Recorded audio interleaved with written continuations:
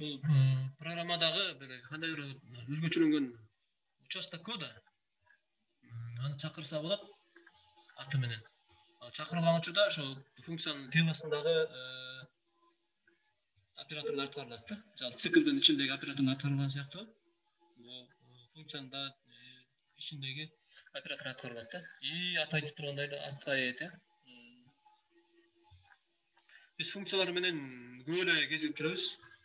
Буга чейин. Мисалы print x дегенде функция, input x дегенде input дегенде функция, print дегенде функция, int мисалы бүтүн сандарга айландырган. Же болбосо float, str, ошонун баары бүт функциялар стандартный функциялар деп аталат. Булар заложенный ошо Python тилинин синтаксисине заложенный функциялар да. Ошо тилди түзүүчүлөр тарабынан бизге аты айтып берген. Ошол болсо математический функциялар, мисалы EBS деген функция, абсолютный значение алган, cos, косинус x алган, и так далее толтурат. Бүт ошонун баары бүт стандартный функциялар да. Бизге алардан только эмес ана белгилөө. Мисалы көрсөтөлү.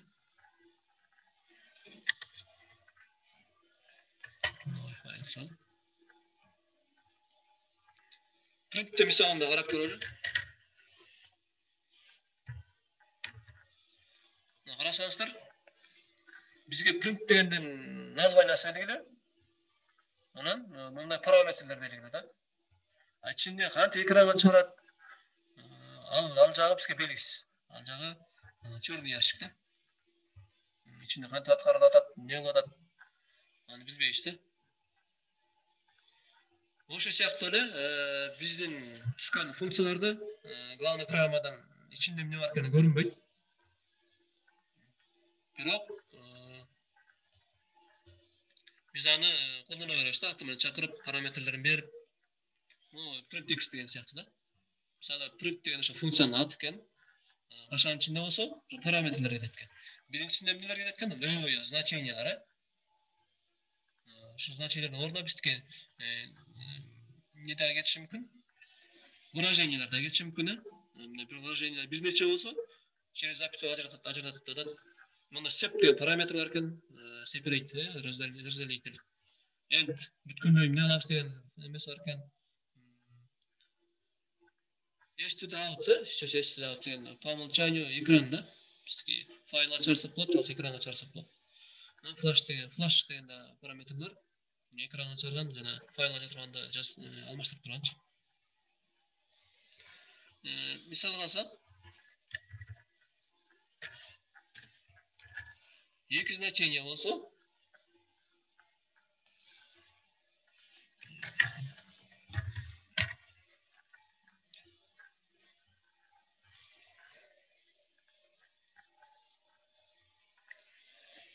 эки значение болсо, экөөнү тең. То есть они переслали через запятую. Ушул жерде функциянын аты print, бул значениялар, да? То есть параметрлер, точнее. Бизге print деген функцияны только аталышы белгилүү. Анан кандай параметрлер кандай колдонулат дегенди белгилүү. Ичинде print ичинде да көп нерсе бар да, экранга чыгарган чыгарыш үчүн көп нерсе керек да. Ошонун баары бизге белгисиз да, кандай иштеп атат, эмне кылып атат. Эми образына карап көрөлү да. Так. Азыр.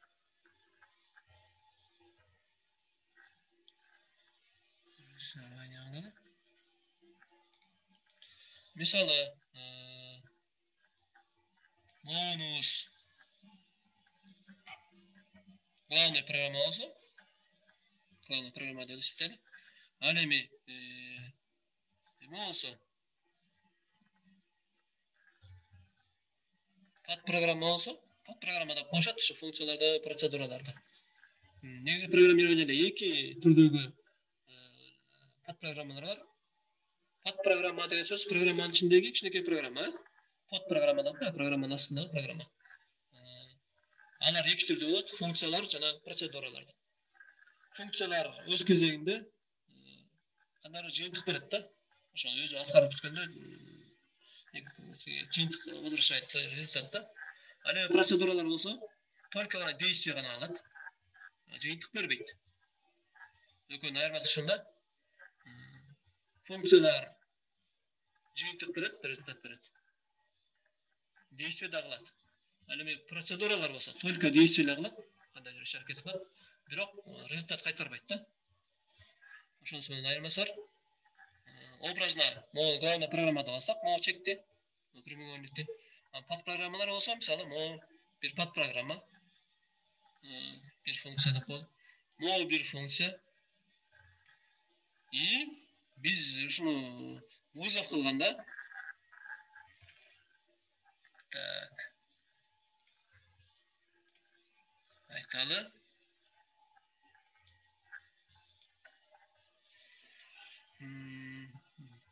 Şu at koysak.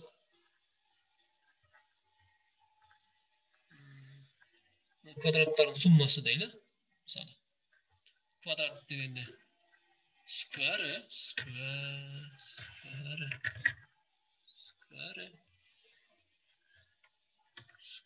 sum.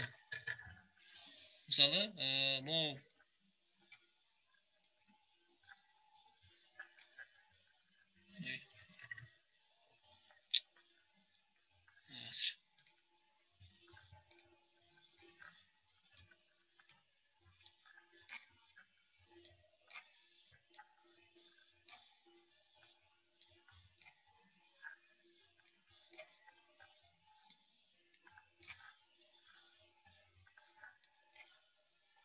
так. Функцияны атын жазғым келіп жатады. Давайте square sum деген функцияны аты қоялы функцияға. Не жазылмайды. Қазір. Текстіміз. Неме қылады? Шемалар қазір.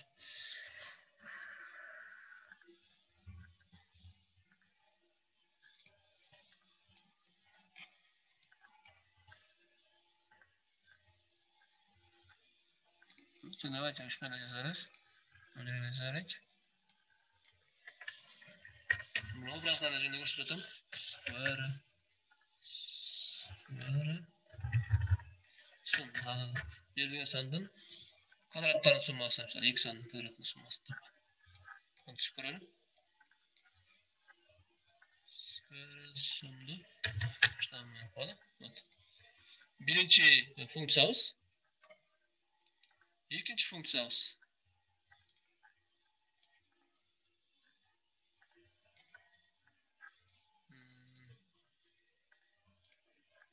İkincisini ne çağıralım sana?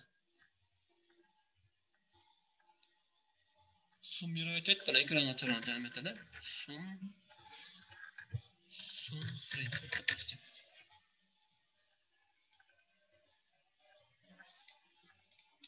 İkincilik.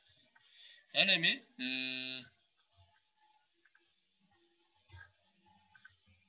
muhafta olsa главный программа главный программа içinde mesela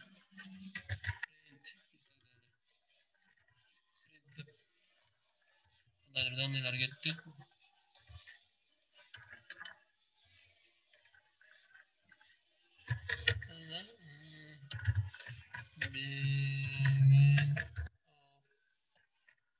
Begin of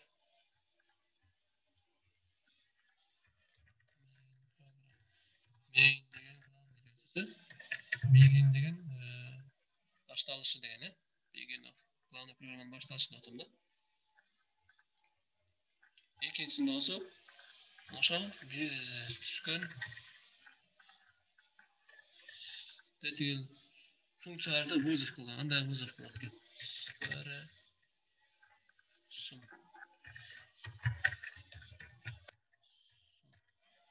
Биринчиге вызов болду. Экинчисине вызов кылабыз. Sum.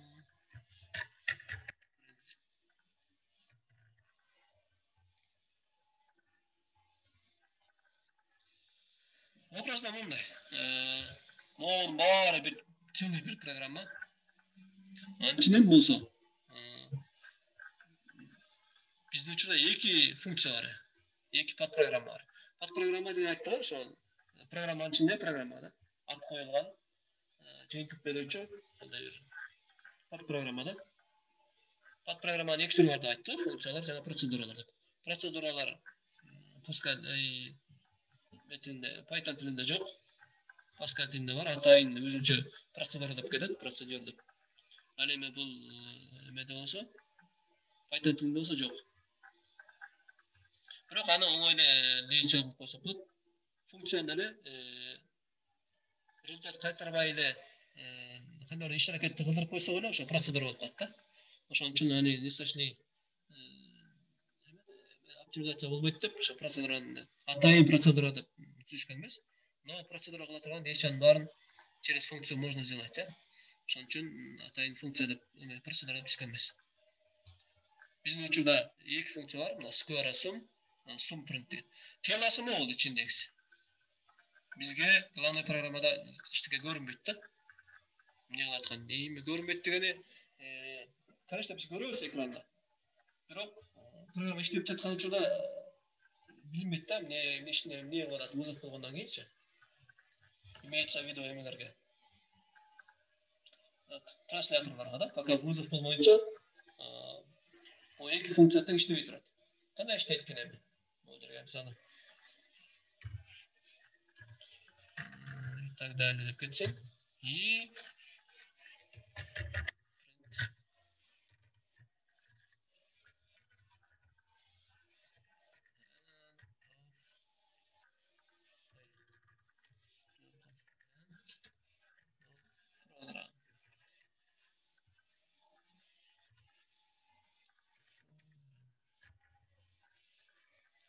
иштеш мындай болот экен да. Биринчи могул аткарылат экен. Могул жерибиз. Print begin of main program деген текст чыгат экен. Андан кийин square sum дейт. То есть бул жерде биздин ошо функцияны вызов болуп атат да, аты менен чакырып атабыз. Аты менен чакырган учурда эле сразу транслятор астыңкысын аткарбай турат дагы, могу барып иштейт. Могул жерде көктүн ичинде кандайдыр код бар болсо, операторлор болсо, ошол жерде иштейт да. Аны иштеп бүткөндөн кийин, аяна чыккандан кийин анан кайра келет дагы, sum print деп могу иштей баштайт. Sum print значит функция да, экинчи функциясы. Кайра келет буяка. Могу sum print аткара баштайт. İçindeki tekstlerin bарын, то есть кодтарын аткарат дагы, анан кайра келет буяка. Кайра келип, мисалы и так далее деп коем, ошонун баарын аткарып аткарып анан ана end of program деп кетет. То есть пока мындай вызов болмойнча, square sum, же болбосо sum print деп аталмайынча, могул жерде турган функциялар не болбойт экен? Аткарылбайт. Ошону эскерип коелу, пока вызов болмойнча, функциялар аткарылбайт.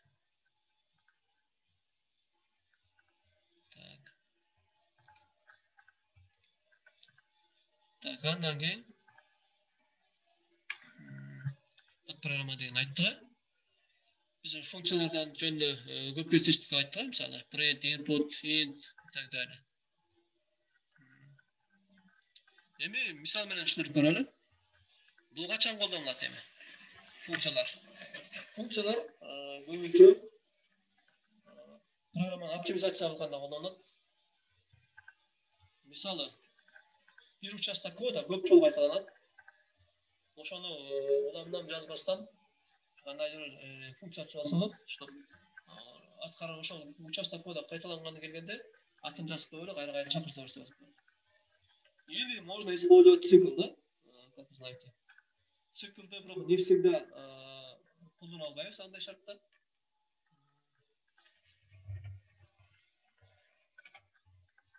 Мисалы бир нече биз покупкага каташ дейли. Бир нече нелерден сандардын суммасын табыш керек да. Бирок эмеси ар башка. Описаниялар ар башка. Эң биринчи монда түзсөк болот, цикл уюштуруп турган, мисалы үчүн 3 жолу 6 sandında summasını tavsiye bolsa ekekte. Birinci, ikinci, üçüncü, dördüncü, beşinci, altıncı. Şu tap turulan ekrana çağırıyor bolsa, ana munda funksiyası, munda çıkılı göstersak boldu. Yine çıkıldı parametrlerden başlattım. Çıkılıştırdık. Ay bir ay menşe yok. Делает. Int Кикзотас birinci sırada aylandırıyoruz. Число aylandırıyoruz. Целое число. Bu ne kadar ошондой кикзотас. Число aylandırıyoruz. Ekrana çağırıyoruz. Print a plus b. Evet, ekrana bu da demiştik. Bu da girişken a bilen b'nin summasını ekrana çağırıp summalap veriyorlar. Kayra çıkılı işletişin çıkılın şagın atrafı taslar. Y var araya plus 1 degan zaten budur. X'ne 2 болады, X'ne 3 болады. Şunday işleydi. Biz 0'dan başlattık. 0, 1, 2, 3'e çeyin işleydi. 1, 2'ye çeyin işleydi. Şunda 3 var falan. Hem şunda eğer her birinde opsiyon koyuş gerek bolsa, anda to'g'ri emas bo'lib qoladi da. Misol bu yerga nima qo'ysak, print deb chalib qo'ysak, o'sha sikldan operatorda 3 jol qaytadan biroq biz talab qilgan narsaga yetmayapti. Misoli o yerga kodni qarab ko'rsak, int başındasında skor bananov ananasov ne bizandı. Сообщение çıktı. Ananasov şaştı kol okşaşılay. Moğollarda pozotlarına giriz atağız. Giriz ana bananasını şey. Summalatır ekrana çaratağız. Keyingisinde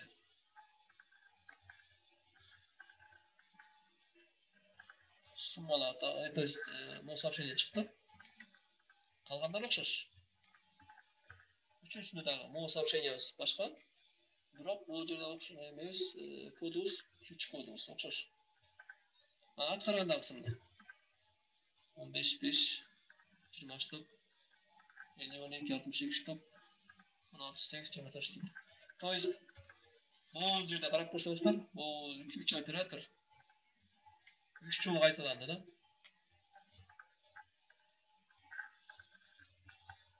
Atak birle değişene kadar biroq 3 jol жазып атып ekan da biz. Endi shuni optimizatsiya qilib qo'ysak bo'ladi. Bu yerda uchimiz ko'p qaytalanib qo'yadi. Shuni biz funksiyaga aylantirib olsak bo'ladi. Gerekli uchurda summiroyda ekranga chiqarish kerak bo'lgan uchurda ekranga chiqarib qo'yib turamiz.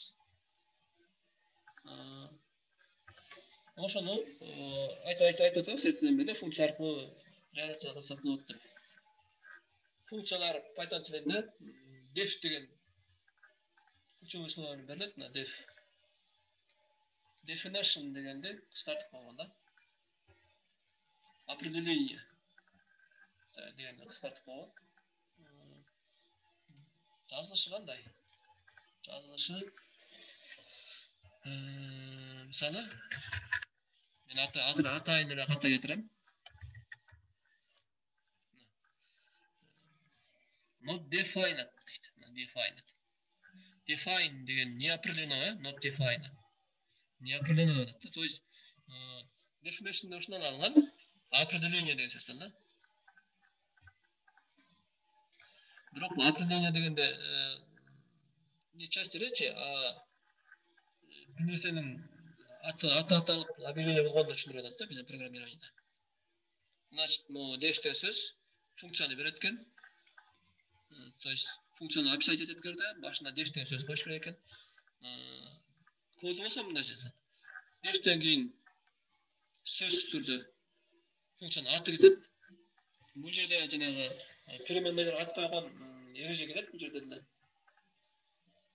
То есть егерде funksiyanın аты 2-3 so'zdan tursa, alarning o'rtasida probel bo'lmash kerak. Sifradan boshlanish kerak funksiya. Spesialniy simvollar qamtash kerak-da ichida. Qanday переменныйlarga at qo'yganday ereje keladi bu yerda. Andan keyin so'z usturda bunday qasha keladi. Обычно bu qashaning ichida jana print qilishganday parametrlar keladi-da. Shu funksiyaga kiruvchi parametrdir.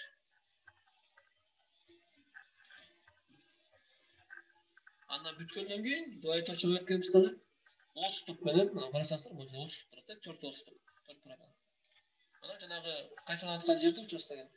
Ошону жазып коюп, биздин учурда А назначение киргизип атабыз, Б киргизип атабыз. И экранга суммалап чыгарып атабыз. Мына ушундай функция түзүп койдум азыр. Count food деген ат менен. Count количество, food болсо еда. Так, андан кийин эми вызов кандай болот экен? Мына башында түзүп алдык функцияны. И ошол функцияны иштетиш үчүн чакырыш керек экен, ошол функцияны вызов кылыш керек экен. Мына карасаңыздар, бул жерде код менен бул жерде код кандай? Бул жерде избыточность кода, могу үчүнчү айткандай эле могу үч жолу кайталанат да. Избыточность кода. Это неоптимизированный эмеде, кодда. Ушундай жазсаңар да болот, бул деле иштейт. Бирок бул биздин ушундай жазып койсок, профессионал деңгээлибиз төмөндүгү, Python тилин жакшы билбегенибизди бир көрсөтүп койгон болобуз да. Ушундай случайлар келип калганда функцияны колдонуш керек. Это кодду кыскартат. Кодду мындай кыска түшүнүктүү кылганга жардам берет да. Эми муну карасаңыздар, мындай код болот. И мындай болот. Карасаңыздар. Более наглядный, более удобный, короткий, да? Башында эле функцияны мындай описание кылып атканбыз. Андан кийин керектүү учурда чакырып алат экенбиз. Count food десек, бул жердеги аткарып баштайт. Бул жерден да count food десек, кайра барып аткарып баштайт. И бул жерден да count food десек, мунун ичинде кайра аткарылат да. Это более структурный, да? Count food десе, значит, кайра барып бияктан иштей баштайт. Бул жерде count food'ду вызов болуп, кайра барып иштейт. То есть бар бир вызов болгон сайын функциянын телосундагы операторлор могулар иштей баштайт да.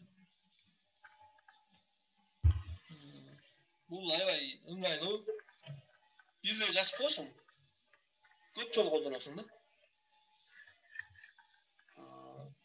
Азыркы учурдагы программированиянын мындай көп өнүгүшүнүн дагы бир себеби ушул да. Программисттер бири менен бөлүшүүдө да. Мисалы, айталы биз. Мисалы, бул программисттик функциялардан мисалы эмесин. Тригонометриялык эмелердин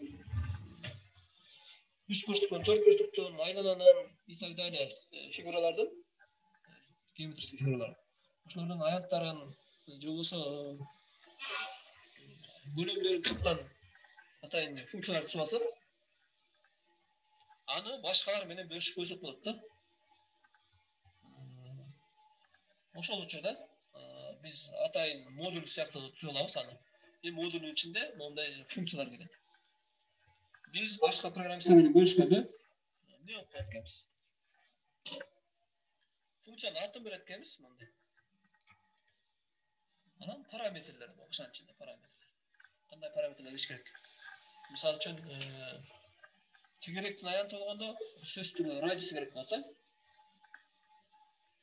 Ошондо радиусун тегиш менен болот бул жерде. И телосунда болсо, ошол кирген параметрди эртип пайдаланып вычисление кылгандай кылат да. И ошонун баарын бөлүшсөк болот да. Биз айткандай эле ошол описать этип коебуз, функциябыз мондай кызмат кылат, мондай параметрлер бар деп, аты мондай деп. И башка программисттерге бөлүшсөк, алар биздин бул функцияларды ичинде кандай түзүлгөнүн карабай эле колдоно берсе болот да. Биз деле мисалы колдонуп атабыз.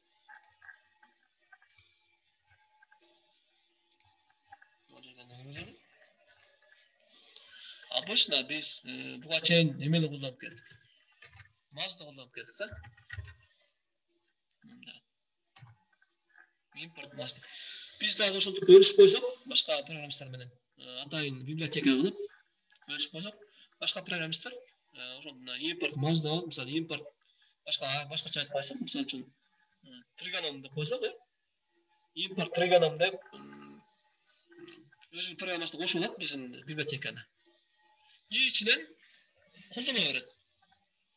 Мисалы, эти маздын ичинде кандай нерселер бар эле? Караш үчүн мына карасам, maz деп. Так, мисалы, pau. Даражага көтөрүп, pau деген. Эми могу жерге биз эме кылып алдык да. Библиотеканы кошуп алдык. Бул функцияны колдоно беребиз. Мисалы, pau деп аты эле турат да. Кандай параметрлер бар? Кандай иштейт бизге белгисиз да.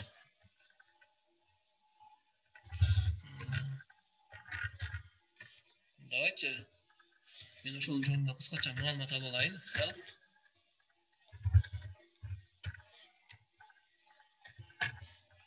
Мынтип билип алсак болот да. Так, карасаңар.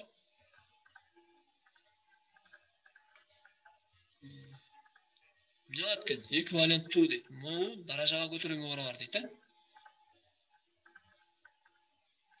Бул ушунда x десе 2 параметр бар экен. X анан y деген. X болсо основаниясы экен. Y болсо нескен степень экен.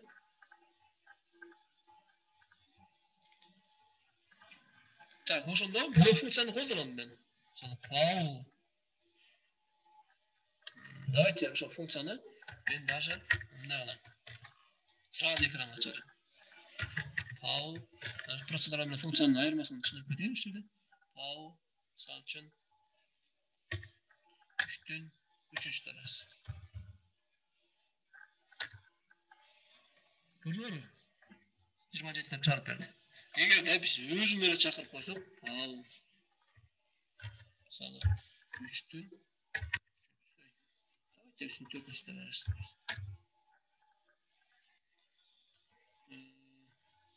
Бул жерде интерактивный режимде болгондуктан сразу чыгарып атат да. Мен могу жерге жазып көрсөтөйүнбү? Муну кетирсек пока. Анан мисалы pau деп туруп импорт кылып алды да. Import.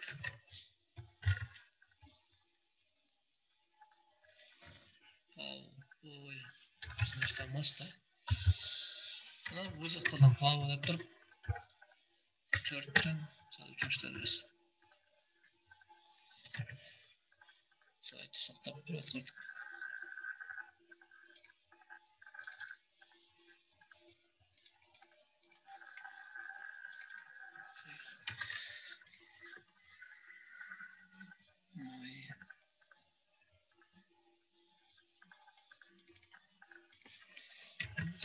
Misal. Atkarttım. Ay. Stop'u koyduk mu? Stop'u alınmayla zaten. Burada 500 ABS degenlere çağırıp koy.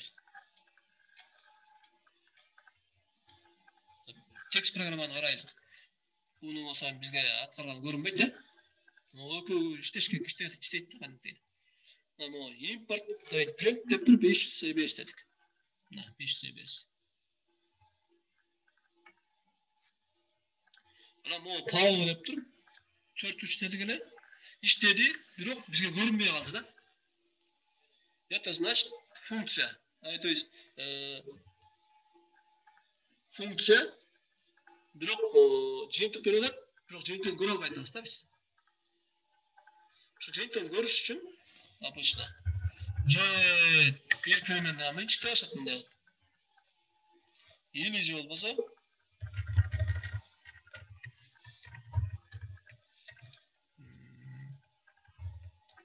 сразу же она выводит на экран. Вот. Вот.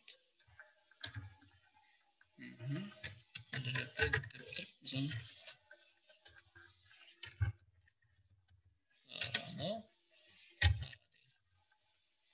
Endi onu atkardык ko'raman. Görüşler munda. 2 жыл аткарылды.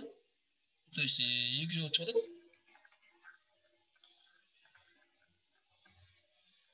Могу учурда кандай болот экен? Степень өзү өткөн. 4-3 дәрежеси. Чыккан жыйынтыкты ага жазып атат да. Көрдүңөр бул жерде жыйынтык чыгат бул жерде результатта. Это значит функция. А результат бербесе, şu сыяктуу. Анда процедура болуп калат да. Айырмасы ошол. Бул жерде функция жыйынтык берген үчүн ага менчик деп атабыз. Присвоение болот да. Эгерде монда эме болбосо, жыйынтык чыкпаса, результат жок болсо, анда ага эчтеке жазылбайт да. Нол болуп калат анда, эчтеке жок. Print ага деп вызов кылган учурда, как раз аны значение чыгарып берет. Абыз бул жерде степень көтөргөн значение болчу. Или же болбосо, айтылгандай. Монда прямой вызов кылса болот через print. Анда бул жерде жыйынтык чыгат. Ал жыйынтыкты экранга чыгарып берет print менен. Ошон үчүн ал учурда 2 жыл чыкты. Биринчисинде присвоение менен бул чыгарып атабыз. Бул жерде присвоение алып туруп кайра экранга чыгарып. А экинчи жолунда бул жерде болсо сразу же возведение в степень кылдым и на экран сразу чыгардык. Айырмасы ушул. Процедура менен функцияны. Так. Анан дагы бир нерсеси. Бул жерде бир нерсени түшүндүрүп атат. Функция деласы, ондай описаниясы башында кетиш керек. Эгер мында акырын алып калса, анда тааныбайт мына count food десе, астында турганы менен үстүнөн баштап астын көздөп аткарат да. Мындан болсо ал дейт. А биз астыста эмне жазылганын билбейт да пока. Ошон үчүн могул жакка туруп алып иштейт. Мына сразу мына. Name ординашка чыгат экен, count food not defined. То есть могул не определено дейт. Бирок астына жазып турса деле, биз так как вызов үстүндө болгон үчүн ашып болуп калат да. Мындай кылбаш керек. Могул функцияны биринчи башында описание кылыш керек, анан астына колдоnuш керек. Могул сыяктуу. Могу башында описание кылдык. Не кылат да функцияны. И астына колдонуп атабыз. Count food на 3 жолу чакырып. Түшүнүктүү эле? Так, андан кийин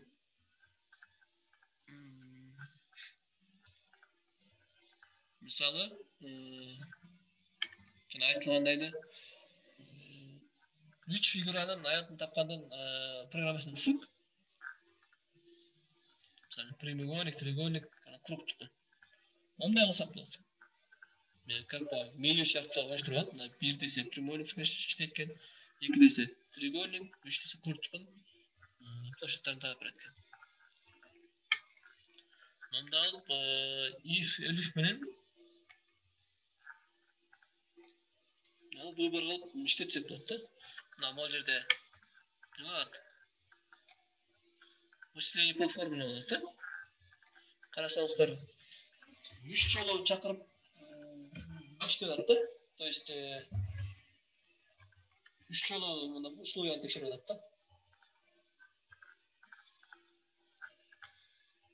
Эми функция менен кандай болот деле? Функция менен мисалы үчүн rectangle деген треугольниктен эмесин площадьын тапкандыктан формасы менен эсептегенге болот. Ой, rectangle наоборот кечиресиңер, бул эме экен. Четырехугольник экен. Прямоугольник. Triangle болсо, наоборот треугольник экен. Circle болсо, куб экен. Эми 3 функция бар, китаптар менен. 3 функция результат бербейт. Чөнөлө дейишче кылат да. Только плоо менен мисалы могул жерде эмне болот? Ширмасын киргизип атабыз. Андан кийин высотасын киргиздик, площадь менен вычисление кылып атабыз. И мында кыскартып коюп да. Как бы меню жасап койдук. Бирди тандасам rectangle деген аткарылат экен. Экини тандаса triangle деген аткарылат экен. Үчтү тандаса circle деген аткарылат экен. Оңой да. Сото rectangle аткарылганда бар иштей баштайт. Эгерде circle тандаса, только могул жеринде иштейт. Үчөөнүн бирөө гана тандалат да, моюнча.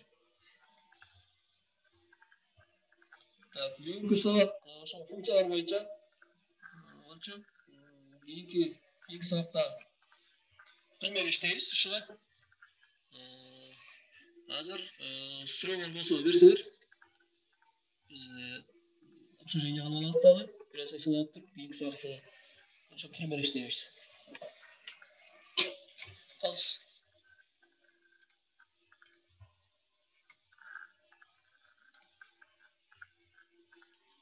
Суроо барбы, калыс?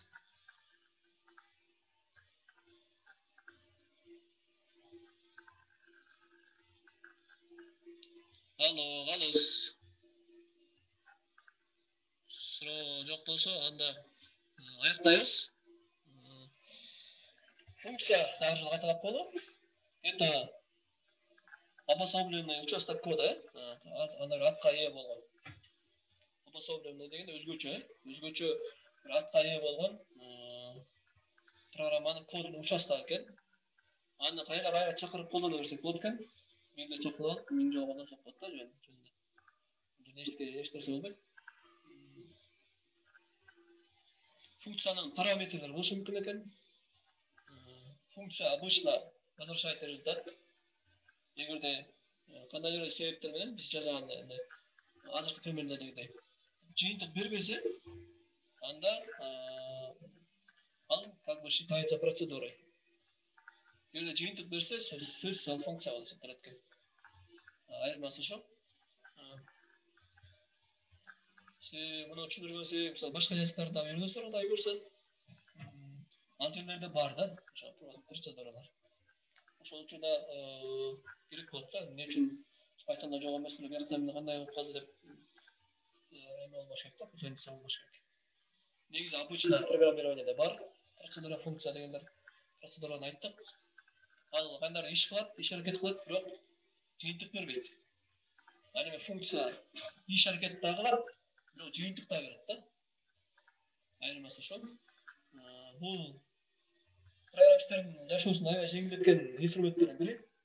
Үйрөнүп турмушуңарда, жашооңордо, практикаңарда колдонсоңор абдан жакшы болот да.